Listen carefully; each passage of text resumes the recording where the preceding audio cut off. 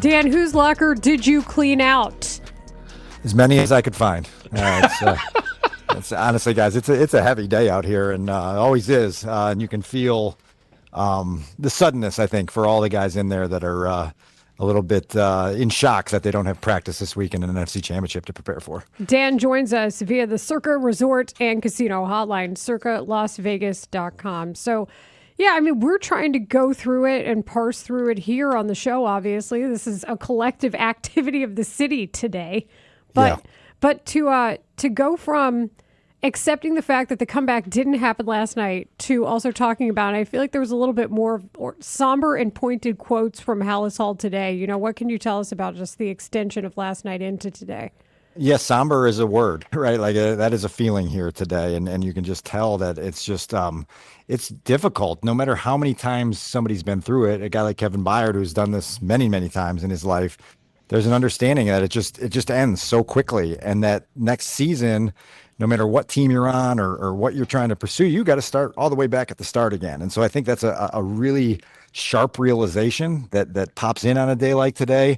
You're still trying to unpack a game that ended 16 hours ago and had so much involved in it. And then you're trying to process the entire season, and then you're trying to process the future. And so there's just a lot of things swirling at once. And you could feel that in the locker room today. I will say the one thing that sort of struck me the most out of anything is the word disbelief came up a handful of times, particularly as it related to the last kick that ended the game. And for a team that basically spent 4 months providing a joyride based on belief, the disbelief feels really, really powerful. Yeah, I think that's a great point, Dan, just because of how we got here, how they got to the fact that they were playing a second playoff game in Ben Johnson's first season, Caleb Williams' second season. I'm curious because we were just speculating here about DJ Moore. Is his availability, is that from what you understand health related, or is he just wasn't in the locker room when open locker room was happening? Can't give you any clarity on that whatsoever. Okay. But yeah, we did not get a chance to talk to DJ. We did not get a chance to talk to him last night. It's a little disappointing that for something like this, you would like to kind of close the book on it and neatly clean it up as soon as you possibly can, and then get on to the next thing. And this will linger for a little while. I don't know the next time we'll have a chance to talk to DJ Moore, in this building. It may be in May. Honestly, that's a long time from now to let something like this sit around. But clearly that last offensive play of the season is one that people are going to talk about for a little while because, this is not being dramatic. That's history changing, right? Like you are on the doorstep of field goal range in sudden death in overtime of a playoff game that would send you to the NFC Championship game, and it ends with a turnover, and then the other team goes down and scores. And so it's a history-changing moment for the Bears, and we still haven't gotten full clarity on kind of what the disconnect was, even though we did get a little opportunity to again hear from Caleb Williams today. What was any new information shed at all? I was going to ask what was your view on that play?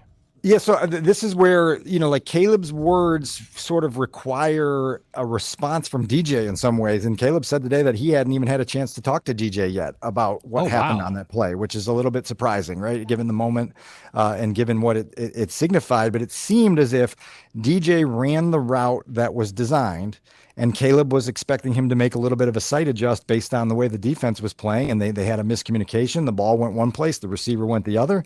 Cam Curl made an interception, and that's the last snap that this Bears offense took in the entire season. And so, that's the micro of this, right? We're talking about all these macro feelings, which are super significant, but that's also the micro of what makes it so significant, because if you hit that play, now all of a sudden we may be sitting here today being like, can they beat Seattle? Are they one step away from going to a Super Bowl? And when you just talking that out and sounding that out loud, you feel the gravity of the whole thing, right? Yeah, now hold on for a second, though.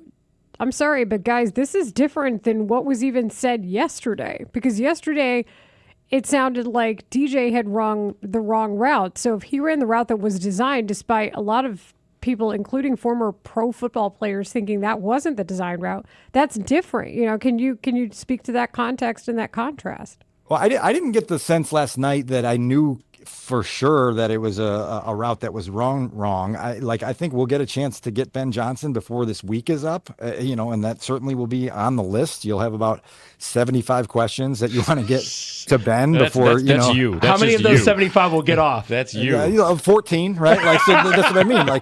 Honestly, and so you got to choose wisely, but I think that is because of what we're talking about, because of the stakes and the significance. It is one that you'd like the the head coach to provide some clarity on. Ben had not watched it last night when we talked to him after the game, and he had a different view from the sideline than likely he would get when he put on the video. And so, that's, again, it's a huge play and a huge moment in a huge season, and we're still left kind of guessing. And again, we would be guessing less if DJ Moore had come to his locker and they had been able to get him to talk to media today. Okay, so I want to follow up on that a little bit more here. So I was told he's not present. Do we know if he's out there? Has there been an explanation from the Bears why he didn't talk and is not talking, or are we just completely in the dark right now about DJ Moore? We're in the dark, Mark. I mean, not our first rodeo.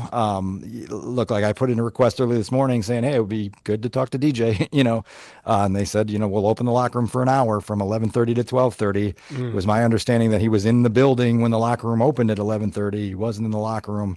But yeah, so do you think his future is in question with the Bears? I don't know. I mean, that's really, really big. And, they've got a lot to sort through. And, today is one of those days, Mark, you've experienced it.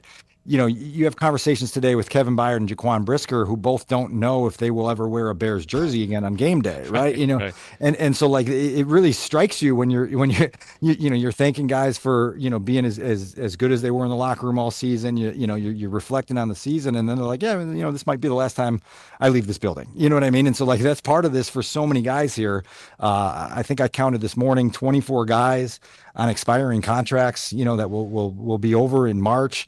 A lot of big decisions to be made. And, like Kevin Byard's one of these guys that says out loud, like, I really want to stick around here. I also feel like I owe it to my family to, capitalize on an all-pro season and see what's out there for me. And so 6 or 7 weeks from now, that's going to be a big deal when you have one of the core leaders of your team exploring free agency if you don't first get to him with a deal that makes sense for both sides. And so this is the business part of things that comes in really quickly, even as you're sorting through all the heavy emotions of what last night was. Tell me, Dan, when you're in that locker room, what struck you the most? Like if there was a single statement or an interview that you did that stuck with you the most walking out of there? Yeah, so this is where I'll start, because hopefully the people in the audience that were there last night can relate to this. The final kick of the night, that Harrison Mevis kick that ended the game last night, was one of the more surreal experiences that I've ever had in my professional sports journalism career. And to hear that echoed from players in the locker room of the silence when that kick went in, it was honestly, guys, like someone hit a mute button on reality. Like you were kind of looking around for 9 or 10 seconds being like, literally, did someone just mute the earth? Right. You know what I mean? Because that's what, there was zero sound in the press box, in the stands. And a few of the guys mentioned that today, like DeMarco Jackson, he's like there was maybe like 6 people on the Rams sideline that you could hear. But other than that, it was just this hush and this stunned hush and this sad hush. And so that it just struck me because in the moment you were like, this is really wild. And to hear the players sort of echo a similar sentiment on that's just what endings feel like sometimes in this league. One thing too, the sadness in the locker room right after the game, I think a big part of this is, Dan, and I knew that it was a good locker room. I guess I didn't realize until yesterday how close of a locker room it was. And when it really hit home to me was when Jalen Johnson said, pretty much without hesitating, and we'll hear it a little bit later, that this is the best locker room he's ever been a part of. What's this, his 6th year with the Bears? Yeah. I mean, that's a long time, man. And he's made a lot of friends through his years in those locker rooms. And it's interesting, player for player. There was a legit sadness that I have never seen covering the Chicago Bears in this predicament when the season is over and it's locker clean-out day and you lose the final game of the year. Ben Johnson doesn't blow smoke. And when he has talked really for 2 months about how this group is different, how they're special, that's some of what he's talking about, Grote. It's a group that was really united, really in it for each other, really invested in the process. And so when Ben continually repeats, you can't easily just put that on a Xerox machine and photocopy it for next season. Chemistry has to be recreated with new faces in here. And you're not promised that you're going to get that same harmony, that same bond within that locker room. And I think that's what really hurt them last night, is realizing that they had this opportunity this season, and now that opportunity is gone. In the snap of a fingers, it's just gone, right? And so now you have to do so much work, and you have to put in so much effort and so much concentration, and there's so much endurance required just to get back to the divisional round next year. And so like that's a big deal, you know, and you're going to try to find the right guys that fit this culture, but there's no guarantee that it's going to be identical to what you were able to do this season, which was a big part of why they had all that belief in the late game clutch moments that created the season that this was. Our segment with Dan Wiederer is sponsored by Plumbers 911. Plumbing emergency? Call the plumbing professionals available 24/7 at 1-833-PLUM-911. And Dan, I understand just because of logistics, game was late. You only got to spend a little bit of time on the Take the North podcast last night. So I'm going to use this time to ask you, are there any takes about this that you would like to get off for the Take the North podcast that you didn't get because of timing last night? No, for sure. Right. Like, yeah. And it's rushed after those night games and you're trying to process it all in real time. And I do think there's a level of pride in this locker room today at what they accomplished and what they believe carries forward. And I think some of the resilience and the grit, these guys in this locker room believe that that's who they are and that's going to carry them forward into 2026. And they'll see where that can take them. I think there's a sense that, look, like we have the head coach. We have a quarterback who is money when the game's on the line. We have a refurbished offensive line. There's a lot of work that needs to be done to kind of work through improving this football team and getting it ready to sustain success and contend every single year. But they feel like some of the most meaningful stuff is locked in right now, which is a good feeling to have. You know, now it doesn't guarantee anything. And there's been so many players last night and today that have been very honest about the reality of the NFL is that, like, there's nothing guaranteed in this league, but at least you can put your head on the pillow tonight, understanding that some of those core things that you really believe in that can lead to high level success are in place. Dan, were you in the room for Caleb today? Part of it, and then the locker room opened and ran down there to try to find DJ. Okay, I wasn't sure because I know you do that duty on game days where you're dealing with Coach Ben Johnson and the quarterback, and I was just curious if anything he said today sounded dramatically different or even remotely different than what you heard yesterday. Well, look, like, people need to understand how deeply Caleb cares about this pursuit of success, you know, and I think that was evident this season. I think it was evident in his mannerisms last night after the game. You still feel it today. Like anybody that's been in the competitive arena and knows what this feels like can empathize with just like that. Oh man, I really wish we were still playing.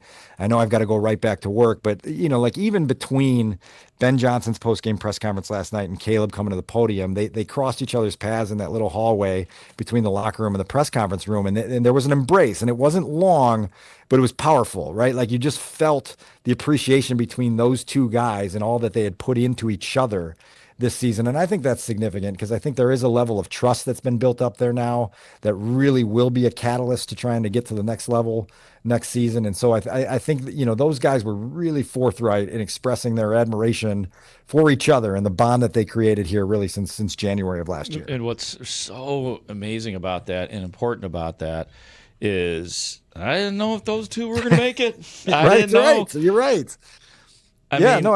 We probably talked about it, you know, on the sideline in the summer, you know, when Caleb's getting, you know, sent back to the huddle because, you know, the formation's wrong and the play wasn't called right and Ben's blowing his top and you're like, oh God, you know, like where's this thing going to go? And glowing about the backup quarterback and saying how they're so similar. And now that I look back on that, was Ben Johnson using Tyson Bagent? Absolutely. Yes. Well, I'll tell you this. I did talk to Tyson one-on-one today, Grote, and hopefully I can cut up some of that for the podcast here in the week ahead. Sick. Tyson's an awesome, like he's an awesome philosopher, right? Like you talk to that guy and you're like, man, he knows how to phrase things that you're sort of feeling. And he kept referring to Ben as a lockbox. And I was like, what do you mean? What do you mean he's a lockbox? He's like, man, that dude is just locked in at every single moment of every day. And I'm like, I'm using this. I'm taking this forward because I like 30 burpees this guy did, man. I'm telling you, Dan. Who do you think probably trained him for the shirtless appearance? It was probably Tyson. Or his dad.